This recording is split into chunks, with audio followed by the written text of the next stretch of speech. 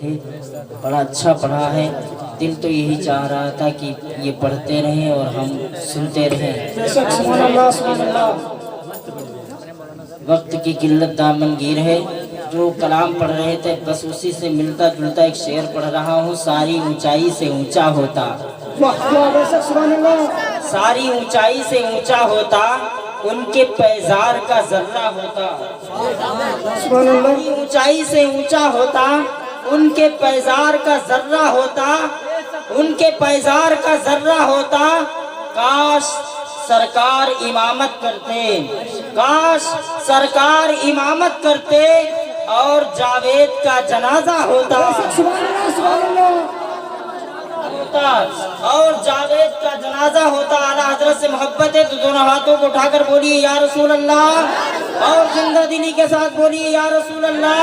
حضرات محترم کلام اعلیٰ حضرت پڑھ رہے تھے اور اتنے خوبصورت اشعار ہیں اس میں کہ دل تو یہی چاہ رہا تھا کہ یہ پڑھتے رہیں اور ہم اور آپ سنتے رہیں، لیکن حضرات محترم اعلیٰ حضرت کسی معمولی شخصیت کا نام نہیں ہے۔ نانپارہ کے نوابوں نے کہا تھا احمد رضا ہماری شان میں قصیدہ لکھ دو تم کو انعام دیا جائے گا، تو میرے آقا اعلیٰ حضرت نے کہا تھا کہ میں تمہارا غلام نہیں ہوں، میں مدینے والے مصطفیٰ کا غلام ہوں، تمہاری شان میں کچھ بھی نہیں لکھوں گا۔ اعلیٰ حضرت نے کہا تھا تمہاری شان میں کچھ بھی نہیں لکھوں گا، مدینے والے آقا کی شان میں نعت پاک لکھوں گا۔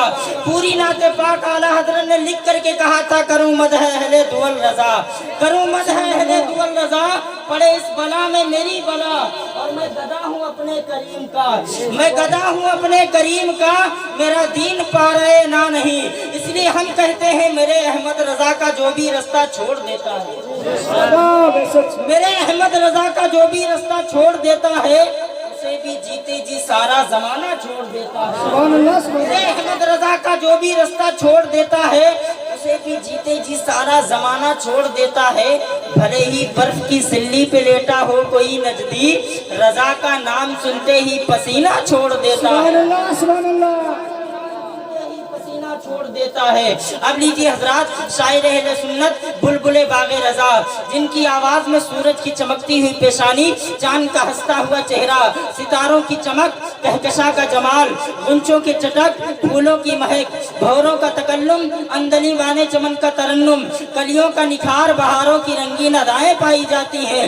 میں یہ کہہ دوں تو بے جانا ہوگا، میری نگاہ محبت کا انتخاب ہو تم، میری نگاہ محبت کا انتخاب ہو تم، چمن میں پھول بہت ہیں مگر گلاب ہو تم، میری نگاہ محبت کا انتخاب ہو تم، چمن میں پھول بہت ہیں مگر گلاب ہو تم، شگفتگی کی لطافت کا شاہکار ہو تم، فقط بہار ہی نہیں حاصل بہار ہو تم۔ تشریف لا رہے ہیں شاعر اہل سنت جناب محترم مولانا عبدالقیوم صاحب قبلہ، وہ تشریف لا رہے ہیں، آئیے استقبال کیجئے محبت سے سارا مجمع، دونوں ہاتھوں کو اٹھا کر بولیے نعرہ تکبیر، نعرہ رسالت، سرکار کی آمد، آقا کی آمد، حضور کی آمد، عشق محبت، عشق محبت، پیار محبت، ہستی بستی کریا کریا، نعرہ تکبیر، نعرہ رسالت۔ چرچا تیری آواز کا میرے نگر میں ہے،